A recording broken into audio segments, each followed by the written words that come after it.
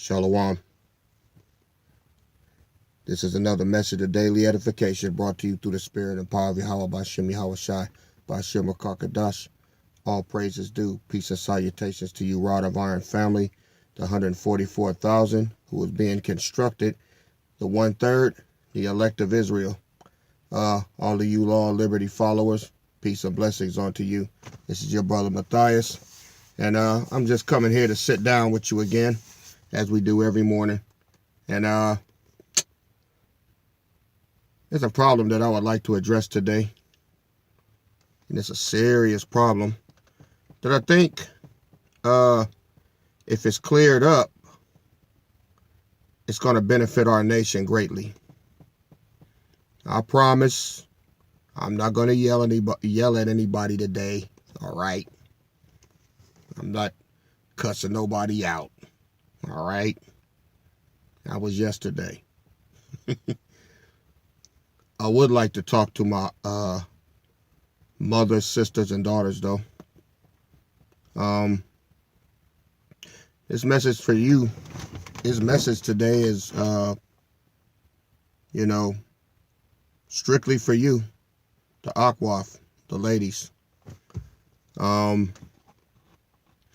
There's a problem that I believe that many of you are having, and I would like to hopefully bring some edification to you through the scriptures, and maybe it'll help.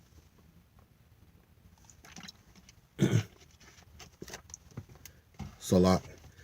Had to take me a little squig of agua. They say if you drink agua early in the morning, get your system going. That's what they say, but hey. Anyway, the problem that that's going on, that I've heard going on several times,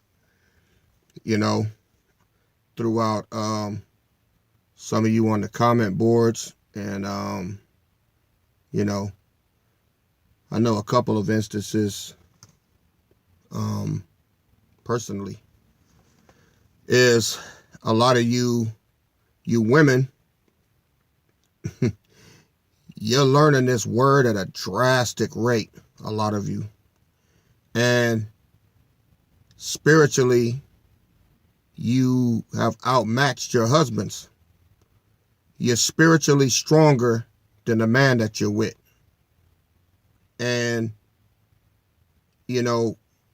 it makes things off balance because he's supposed to lead you. But in turn, spiritually, it ends up to where you're leading him. And that's out of order. That's putting the cart, before the horse, so to speak. No disrespect intended. So I wanted to address that today because this is a big problem, and there's a solution, and that solution is in the word of the Most High.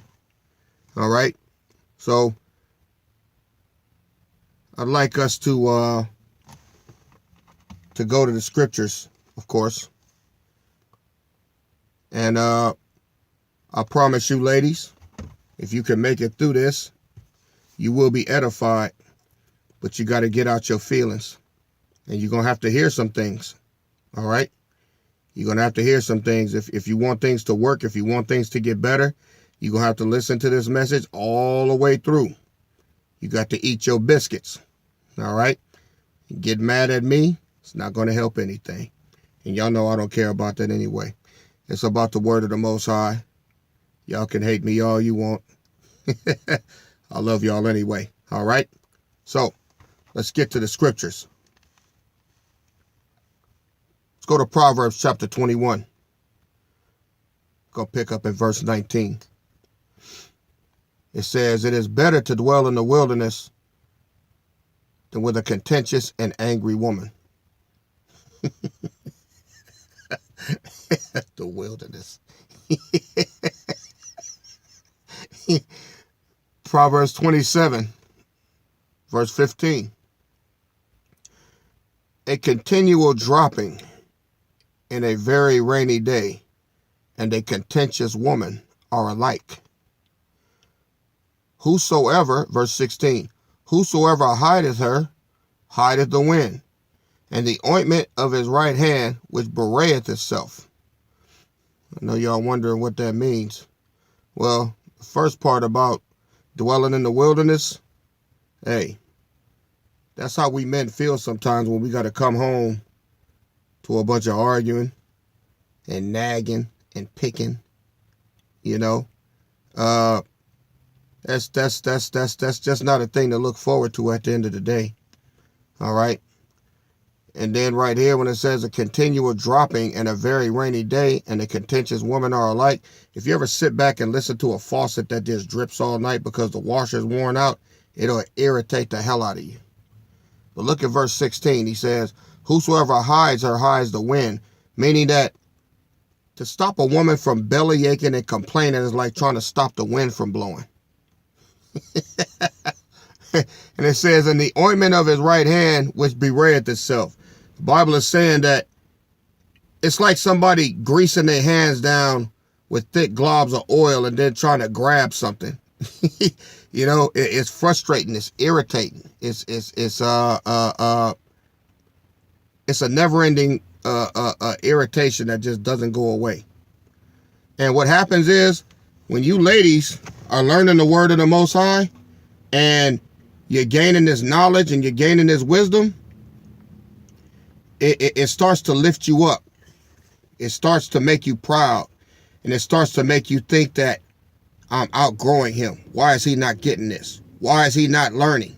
He's supposed to be doing this. I'm learning and you're not, you know, and you start to get irritated and you start to feel like he's not worthy of you. All right. And then you become contentious and then you become lifted up. All the while thinking that you're serving the Most High and you're not. You've left your man behind. Look, there are going to be times that this is going to happen. Okay? And because he's not getting it, that doesn't give you the right to become lifted up. Let's go to 1 Corinthians chapter 7.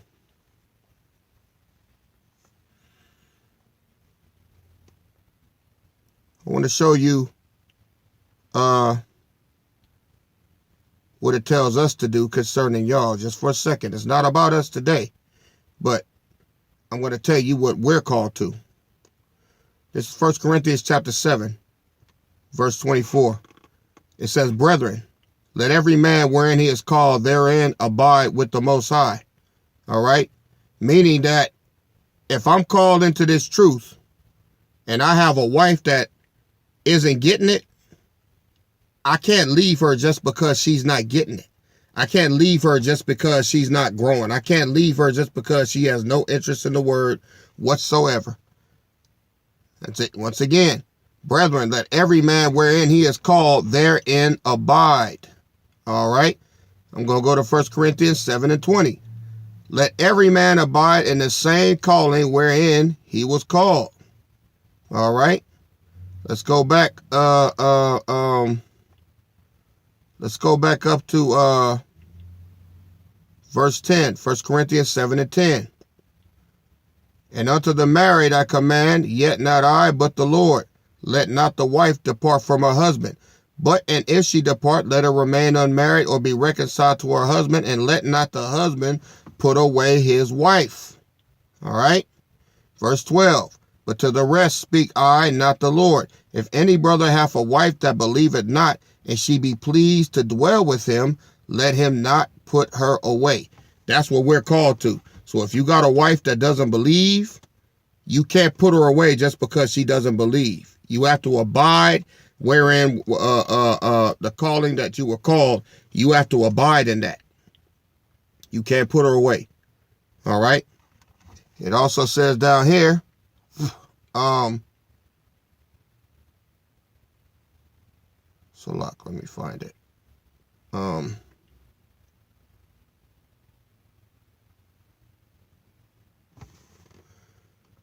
1 Corinthians chapter 7, verse 27. It says, art thou bound unto a wife? Seek not to be loosed. Art thou loosed from a wife? Seek not to be bound. All right? So we can't put you away. Now, let's get to you, ladies. What do you do when you got a husband that don't believe? All right? 1 Corinthians chapter 7, verse 13. Check this out. And the woman which hath a husband that believeth not. Y'all hear me? And the woman which hath a husband that believeth not, and if he be pleased to dwell with her, let her not leave him. Now, I want to put a disclaimer out here. If he putting hands on you, cussing you out, acting a fool, being a damn demon, then this does not apply. You get away from his ass. All right? But if he's a peaceful man, he's just not getting it, you know, then you can't put him away just because he's not growing to the point where you don't feel that he's not getting it. All right? Here's why. Verse 14. For the unbelieving husband is sanctified by the wife. Did y'all know that you can sanctify your husband? Did you know that? All right? And the unbelieving wife is sanctified by the husband. Else were your children unclean, but now they are holy. As long as somebody in that house knows the name of Yahweh Bashem Yahweh Shai, and you're connected to him, you can save your husband. Yes, you can. Verse 15. But if the unbelieving depart, let him depart. A brother or a sister is not under bondage in such cases, but the Most High has called us to peace. Verse 16. For what knowest thou, O wife, whether thou shalt save thy husband? Did y'all hear that? I'm going to read it again. For what knowest thou, O wife, whether thou shalt save thy husband? Or how knowest thou, O man, whether thou shalt save thy wife? This is why we can't leave. All right? Now, if they pack up and leave, there's nothing you can do about that. The Most High has called us to peace. All right? The Most High has called us to peace. But if that husband, that unbelieving husband or unbelieving wife, okay, wants to stay with you and dwell with you, then you can't put them away. And ladies, y'all can't pack up and leave just because you feel that he's not, you know, he's not growing the way you think he should. All right. This truth can be very intimidating.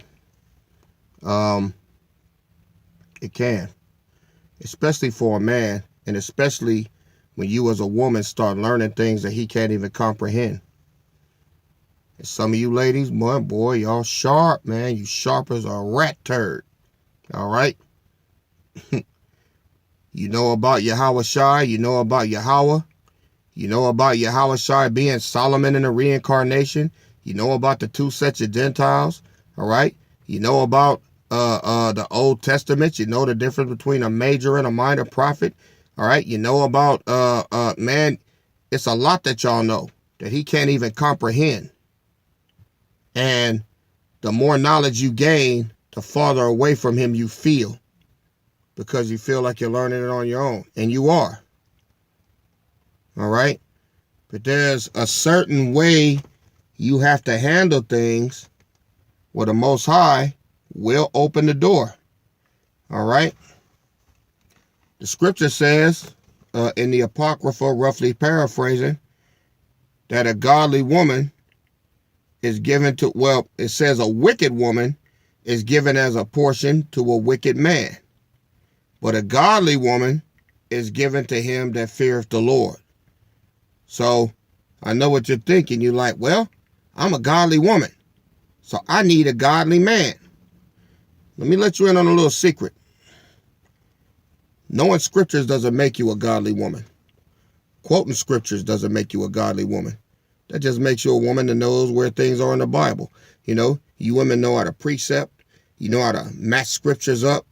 Boy, some of y'all tearing men apart, especially some of these damn preachers and deacons. I mean, y'all going upside their head with these scriptures, man. You know, y'all leaving knots upside their head. Spiritual knots. They can't handle you. And that's good, because women have been taken advantage of for many years in these concrete whorehouses, that they've been duped by these crooked jackleg ass pastors running game on them. Now y'all know how to slice them up, and I salute you for that. Keep up the good work. Don't pick fights, but damn sure finish them. All right? You have a right to defend yourself spiritually if somebody try to push some bullshit on you from the scriptures and you know better. Slice his ass up and keep it moving. All right? But back to the lecture at hand. All right? What do we do about this problem? All right? Because our men are suffering. All right? Our women are suffering because you're spiritually frustrated. What do we do? Because our men, I'm gonna tell you how we feel, ladies, when we're dealing with a woman that's superior in the scriptures. You know, and we got to go home to that. It's hell on earth. Because you can't, you know, understand or try to align or comprehend what's going on because you don't even understand it. So you're not looking the same to him. He doesn't know how to even identify with you anymore. You don't do the same things you used to do. He's still in the world. You're not. You know, what does a man do in that position? You know, your husband a lot of times might be driving around, catching every red light on the way home. Parked to the side of the road, just staring through the windshield, watching the damn sunset. Because he don't want to go in the house with your ass, man. Because he know the minute he get in there, man, he's not coming home, you know, to his sweet little wife. His ass is coming home to Sarah Connor. Yeah. The woman who's become self-aware like Skynet. All right? And he knows you're going to start bopping on his ass the minute he take that key out the door and step in.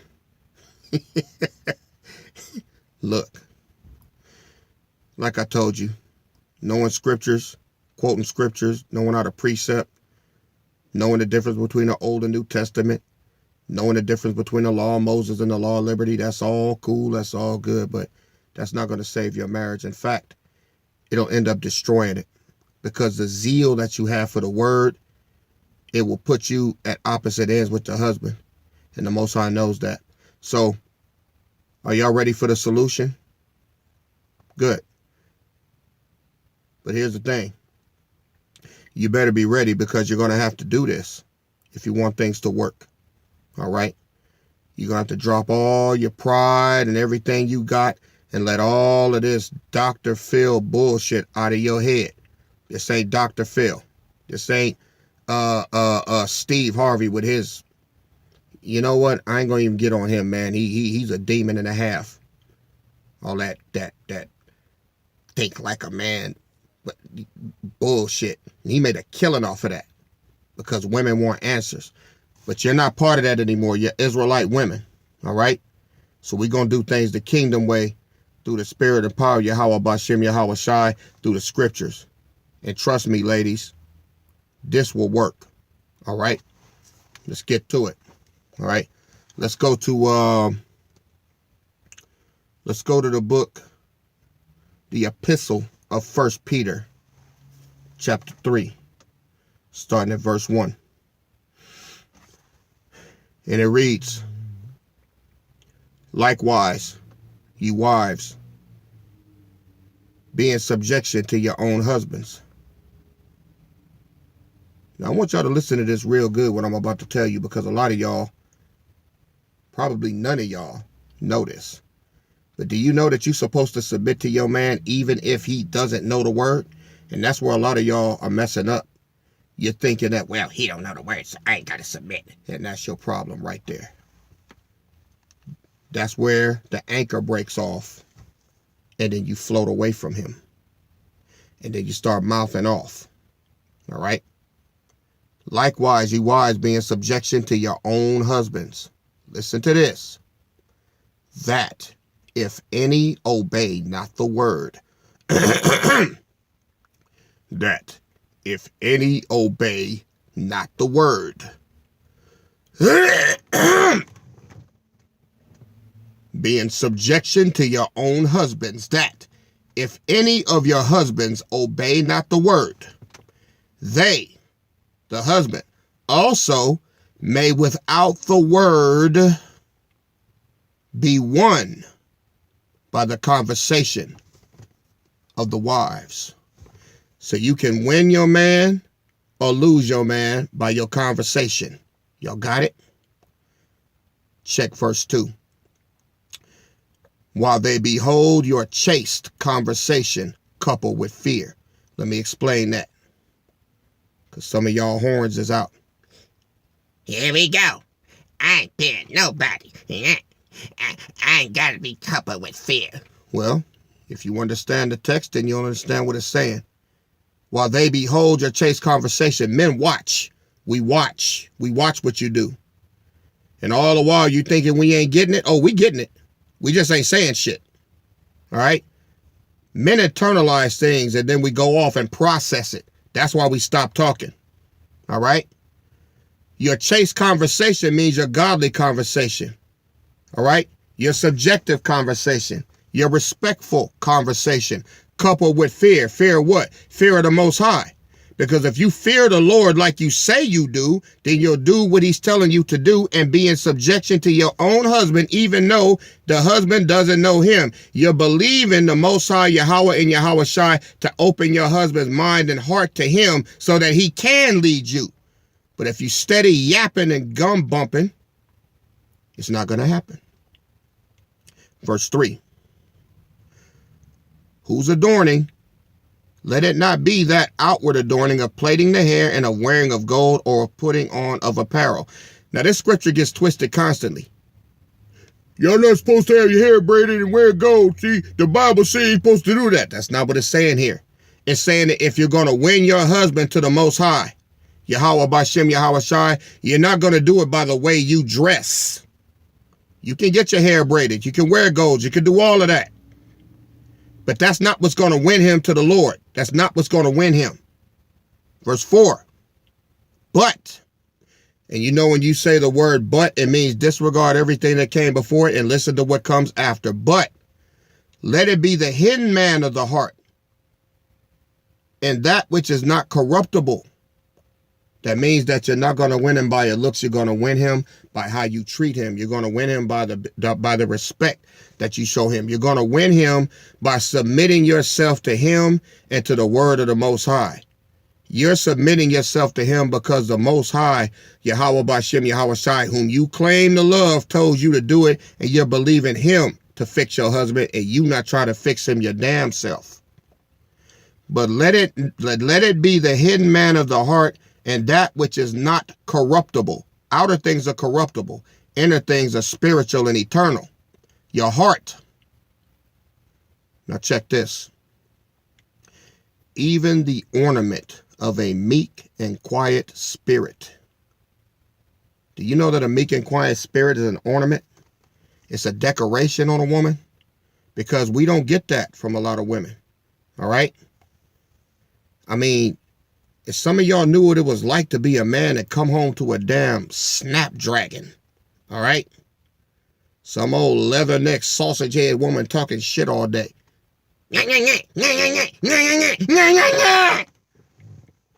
Oh, God. Who want to deal with that? Woo!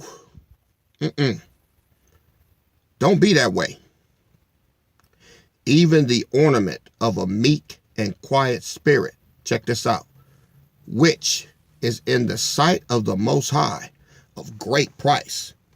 He honors you to the fullest when you can just be quiet and submit the way he told you. That's why ain't nothing working. Shut up. Stop it. Be obedient to the Most High so he can work on your man. You can't change him, but the Father and the Son can. 1 Peter chapter 3, verse 5. For after this manner in the old time, the holy women also who trusted in the Most High adorn themselves, being in subjection to their own husbands, being in subjection. There's power in you subjecting yourself to him, because when you subject yourself to him, he in turn is going to be in subject to the Most High, whether he understands it or not. Verse 6. Even as Sarah, now I'm going to lose 99% of y'all on this one.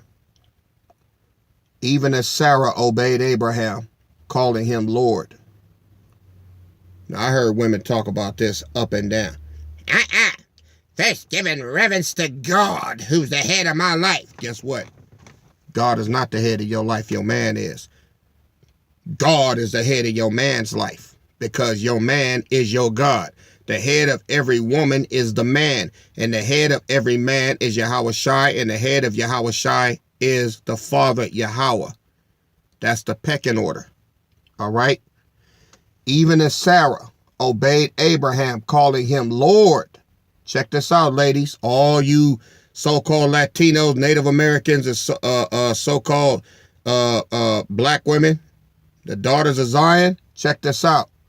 Even as Sarah obeyed Abraham, calling him Lord, whose daughters you are. Sarah is your mother, and she called Abraham Lord. Scripture says, as long as ye do well and are not afraid with any amazement. What does that mean? To not be afraid with any amazement, meaning that you're not afraid to do this. You're not afraid to try. You're not afraid to make yourself vulnerable and trust the Most High to change your man the way you're hoping. You want to do it yourself. You want to nag him into the truth. You want to beat him over the head with the scriptures. All right? And all you're doing is pushing him away. It's not going to work. You're going to keep pushing and keep pushing and keep nagging and keep nagging. And he's going to get quieter and quieter and quieter, to the point where he's going to be physically with you, but he's going to be a million miles away, spiritually, intellectually, mentally. He's going to be gone. And he's going to forget the sound of your voice. And it's going to be like it's two strangers in the house. And you're going to feel empty, and you're not going to know why. And it's all because you thought you were doing the right thing. There's a way that seemeth right unto a man or a woman, but the ends thereof are the ways of death. Less talk, more action. Learn the scriptures for yourself. You grow, but you demonstrate the scriptures in front of your husband. You live out the scriptures in front of him. You obey. You treat him with respect. You love him. And then you let the Most High work on him. That's what you do. That's how you win him. Because one or two things is going to happen. If your husband is just a demon who can't be redeemed, the Most High is going to get him away from you. Guaranteed. But if he's a man that the Most High is after, and he can be woken up, then he's going to respond to your godly actions. He's going to respond to the godly treatment that you give him. Let me tell y'all ladies something. It's hard for us to not respond to a godly woman if you're a godly man, because guess what? A godly woman is given to a godly man. So you have to test him. Is he a godly man? Become a godly woman and submit to him, even though he's not demonstrating his godliness, so that the Most High can open up his third eye and open up his heart so that he can become godly to you. You're going about it the wrong way. You can't nag a man into the kingdom. You'll destroy him. We go into a cave, we internalize things. You can't do that. All right? Just try it. It says, and don't do it in fear with any amazement. Don't be afraid to make yourself vulnerable. Try it. That's this westernized mindset that has got y'all all messed up, you know. Well, if I do that, he's going to take advantage of me, and he's going to do this, and then you don't trust the Most High. If you a godly woman, do you really believe that Yahweh and Yahweh Shai is going to allow him to put his hands on you? You a daughter of Zion. You know the king and his son. Ain't nothing finna happen to you when you make yourself vulnerable, because now you make the Most High responsible for what he said. He got to do something to him. He either got to change him or move him. That's his two choices. And my Father, our Father, knows how to get things done. You believe that? Stop being rebellious. Stop being contentious. Stop arguing. Stop shutting him down. Stop closing your legs to him at night, thinking you can control him, all right, because you withhold sexual relations from him. Y'all do that shit too, and that does not work. I'm gonna tell you that'll turn shit sour in minutes. Stop doing that. Stop closing yourself off to him. Get enough of that outside these doors. And for all you ladies out there that want to sit back even after all of this and you done been talked to, well, I hear what you saying, but you know what? Sit and stew in your own gravy. When your ass is single, don't say you wasn't warned, okay? Because eventually, you keep farting around, that's exactly where you're going to be. It's going to be you along with the scriptures that you claim to love and know but won't obey. You can know all the scriptures you want. Can you apply it to your life and make these scriptures real in your life so that you could bring glory to the Father, Yahweh Bashem Yahweh Shai? Can you do that? Because he wants that glory. But the only way he's going to get it is through your obedience. All right, ladies. Love y'all. I hope we can still be friends. All right. So, fellas, if you're listening, dwell with your women according to knowledge. We're going to have to talk about that. Giving all praises to Yahweh Ba'Shem HaMashiach Yahweh Shai Ba'Shem HaKakadash. All praises due. Peace and salutations to you, rod of iron. My family, I love y'all to death. Y'all know that. Time for me to go punch in so I can get out here and work for Massa. All right? Quickly prepare for the next lesson. It's on the way. Coming at you soon. Peace and salutations to you. To the 144,000, the elect, the 1/3. Till next time, this is your dear brother Matthias Ben Yasserallah signing off. Shalom.